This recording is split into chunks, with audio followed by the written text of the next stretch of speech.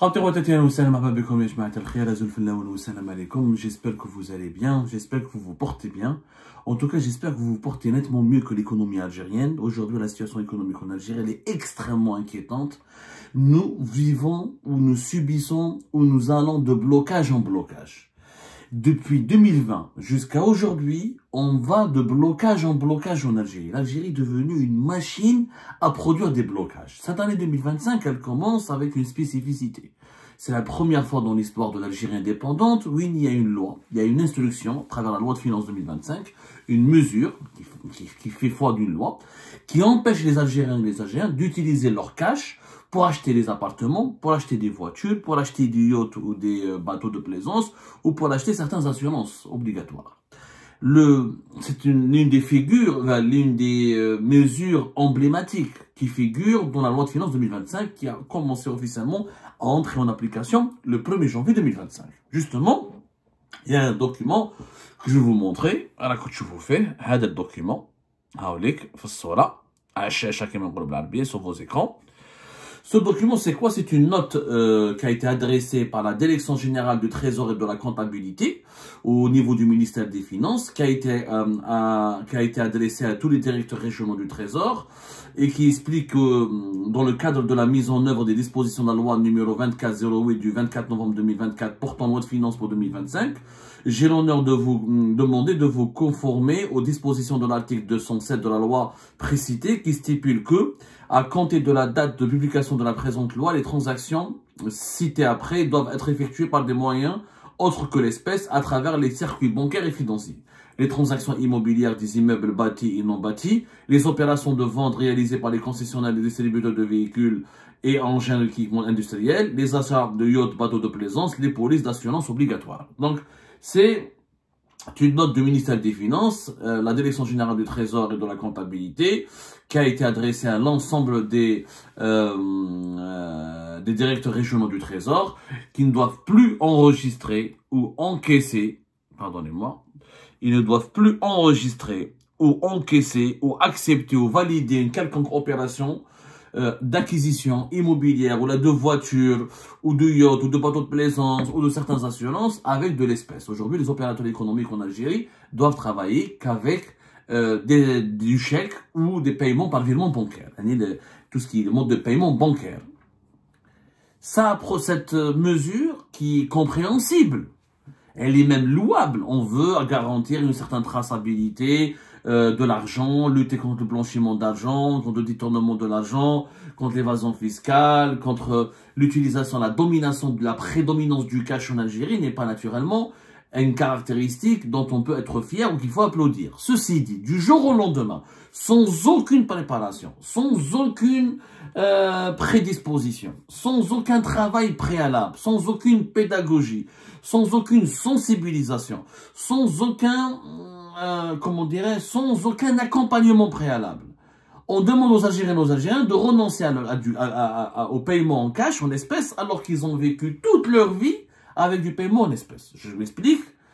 80% des transactions immobilières en Algérie se font en espèces. 70 à 80% de toutes les transactions commerciales en Algérie se font en espèces. Qu'on achète des produits alimentaires dans le marché, ou qu'on achète des médicaments dans les pharmacies, ou qu'on achète des voitures, ou des appartements, 80% se font en cash.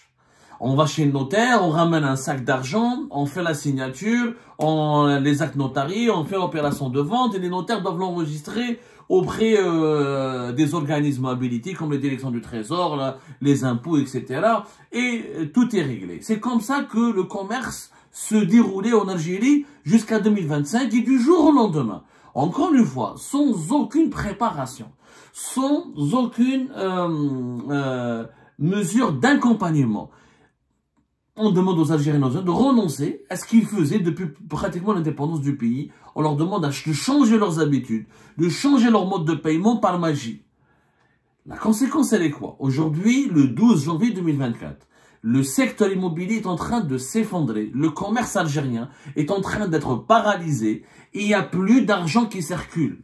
Je dis bien, il n'y a plus d'argent qui circule au point où les gens, quand tu leur interdis d'utiliser leur cash, et ben leur cash, ils le cachent chez eux, l'argent ne circule plus, l'activité économique est paralysée, et les promoteurs immobiliers, notamment dans le secteur de l'immobilier, risquent de faire faillite, et ils ne cessent d'interpeller, les notaires commencent à se plaindre, les promoteurs se plaignent, les entreprises, les petites et moyennes entreprises qui travaillent dans le BTP, comme dit sous-traitants, se plaignent, les vendeurs de matériaux de construction commencent à se plaindre, parce que l'activité économique, elle est au ralenti. Sans cash, pas d'activité économique en Algérie. Pourquoi?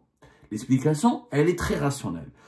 Pour ne pas utiliser le cash, il faut avoir les moyens bancaires. Il faut avoir le paiement en ligne, la carte bancaire, il faut avoir des comptes bancaires, il faut avoir le carnet de chèques. Il faut qu'on soit un pays avec un système bancaire développé. Ce n'est pas le cas de l'Algérie. L'Algérie est l'un des pays les moins bancarisés de l'Afrique du Nord et du Moyen-Orient. Il faut savoir que le taux de bancarisation, on parle de taux de bancarisation, c'est-à-dire combien de foyers, combien de ménages ont accès à un service financier, à un compte bancaire.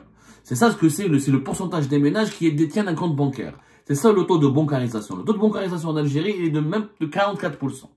Il est uniquement de 44%, c'est-à-dire même pas plus que la moitié, pratiquement presque 60% de la population algérienne n'a pas un compte bancaire, n'a pas accès à un service bancaire, n'utilise pas le service bancaire ou le service financier bancaire classique pour ses opérations de commerce ou les opérations de paiement ou là pour les achats des produits quotidiens.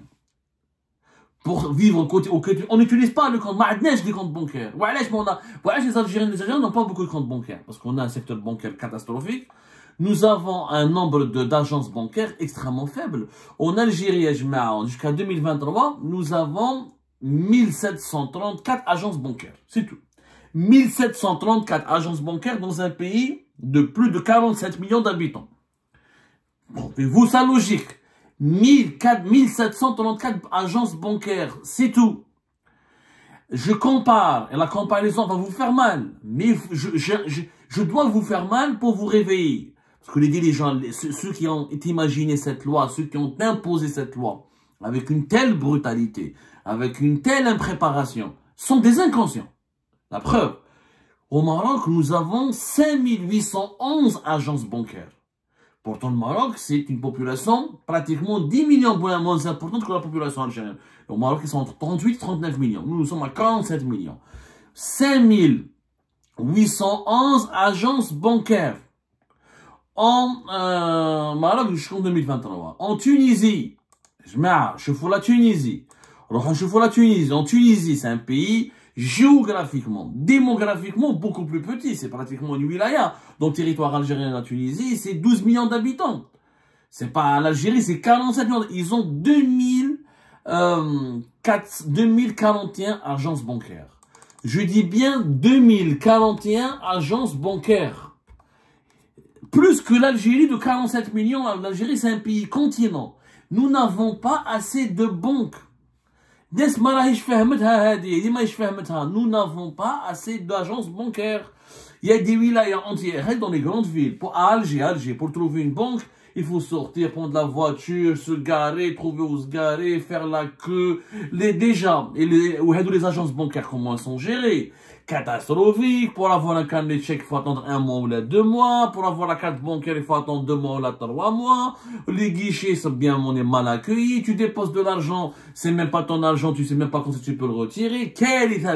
La prestation de service, elle est catastrophique. Le secteur bancaire algérien, catastrophique. D'ailleurs, en 2020, on nous a promis des banques privées. Elles sont où, ces banques privées? Il y a aujourd'hui des banques en Algérie, des banques internationales, mais c'est des filiales de banques internationales. Je ne fais un mot. Sinon, le réseau bancaire en Algérie est dominé par des banques étatiques. Je dis bien, c'est la BEA, la BNA, le CPA, la BDL, la BADR. C'est ça, le réseau. C'est les banques étatiques. Nous avons 21 banques, plus exactement, en Algérie. 21 banques.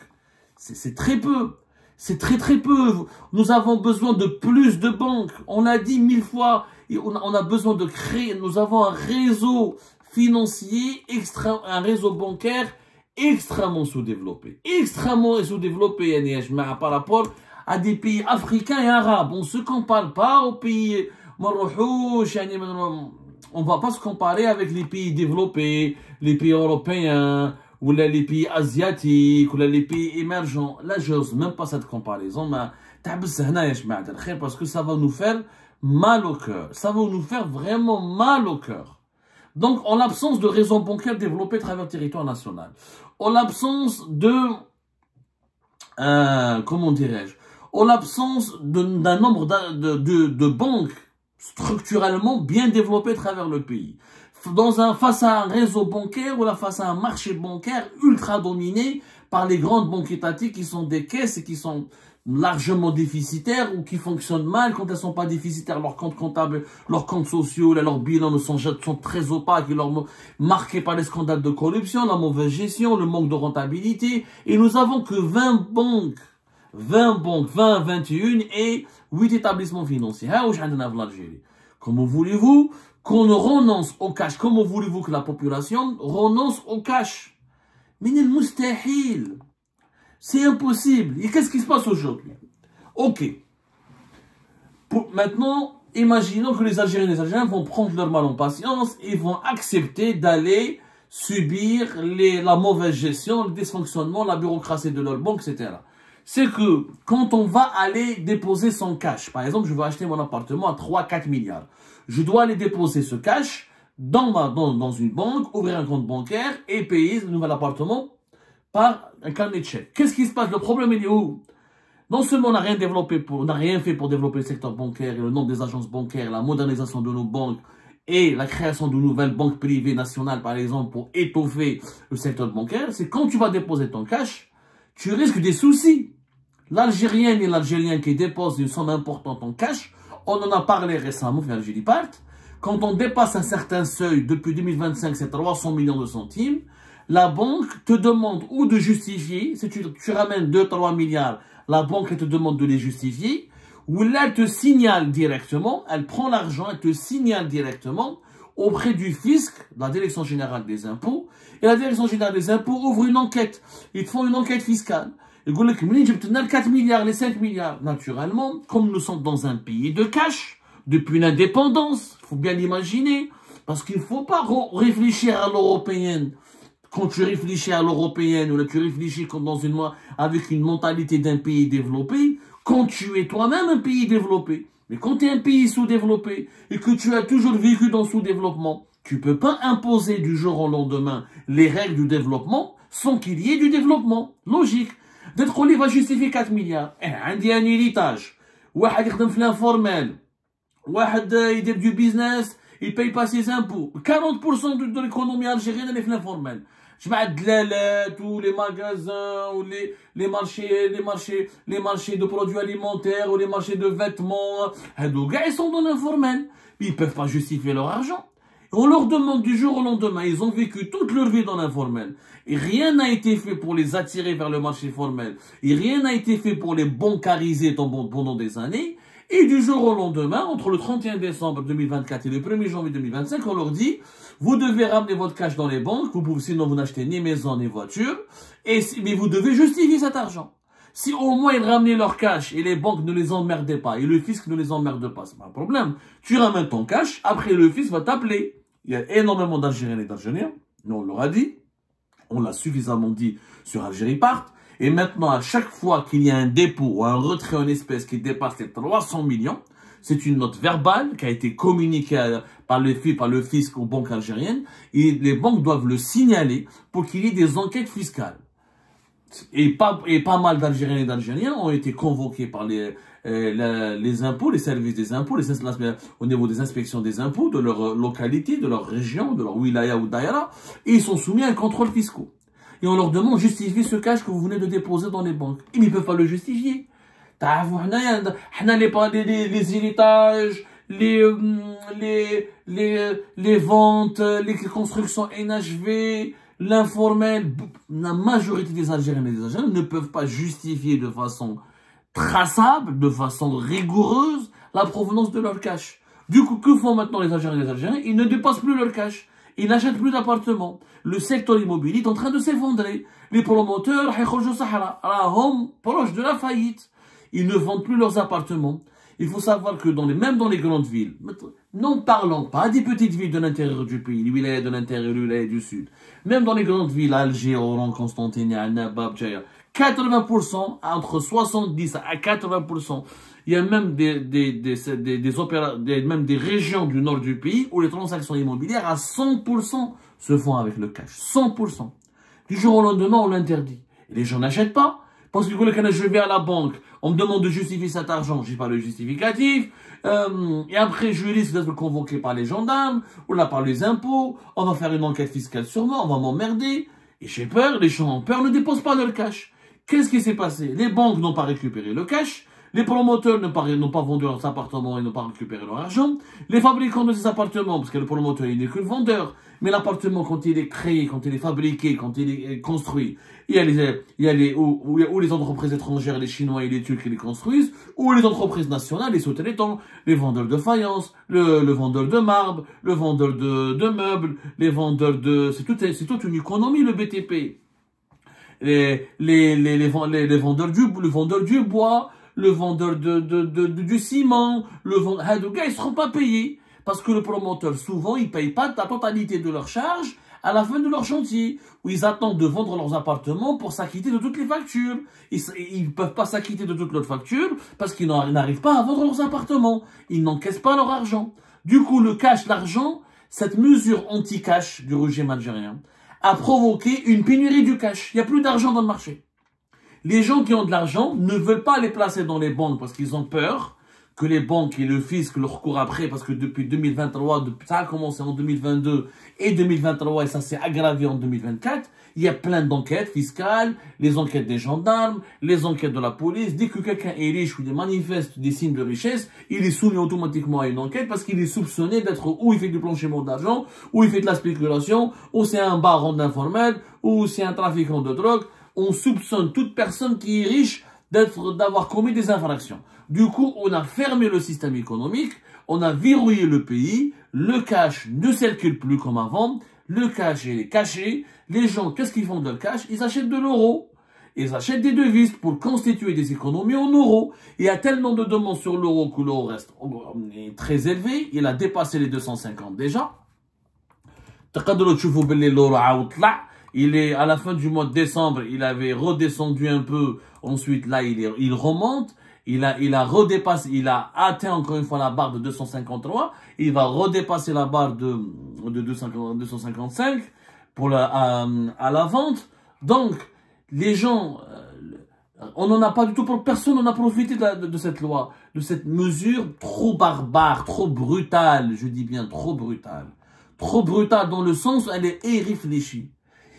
Aujourd'hui, les opérateurs économiques sont asphyxiés. Personne n'arrive à vendre, surtout dans le domaine de l'immobilier et du BTP. Ils sont asphyxiés. Ils avaient des décennies qui fonctionnent au cash. Du jour au lendemain, on les prive de cash. Les banques ne récupèrent rien. Les gens ne dépensent pas. Du coup, qu'est-ce qui se passe? Une spirale, manque de cash, manque de liquidité. L'euro explose parce que les gens préfèrent, je peux pas acheter un appartement, et ben j'achète 50 000, 100 000 euros et je la cache. Du coup, je les cache. C'est des économies. C'est une façon de convertir mes économies d'un placement. L'euro est un placement financier en ce moment en Algérie, un placement sécurisé. On sait que l'euro ne va jamais chuter. On aura toujours besoin de l'euro et de devises. Comme ça, s'il y a une crise ou quoi que ce soit, ou là, des situations de faillite, ou des problèmes politiques, ou d'instabilité, on a celui qui a de l'euro. C'est quelqu'un qui est heureux, qui peut le revendre. Il peut l'utiliser pour voyager à l'étranger. Il peut le convertir ou là en actifs, en autres actifs. Il peut aller à l'étranger. En tout cas, c'est de l'épargne sécurisée et sécurisante. Avant, les gens riches en Algérie, qu'est-ce qu'ils font? Ils achètent des maisons, des voitures et des maisons. C'est les principaux investissements pour se constituer un patrimoine. Tu peux pas acheter une voiture et une maison parce que tu peux pas utiliser ton cash. Et les banques, il n'y a pas assez de banques.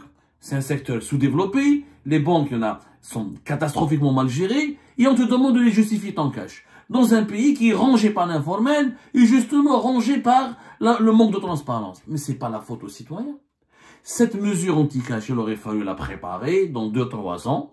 En attendant, il fallait faire un processus rationnel. Par exemple, il faut que la moitié du bien immobilier soit payé par le canal bancaire. Ça peut se comprendre. Par exemple, tous les biens qui dépassent 20 milliards à 30 milliards, ouais, 22, ou là, par exemple, tous les biens qui dépassent 2, 3 ou là, 4 milliards, il faut passer par la banque.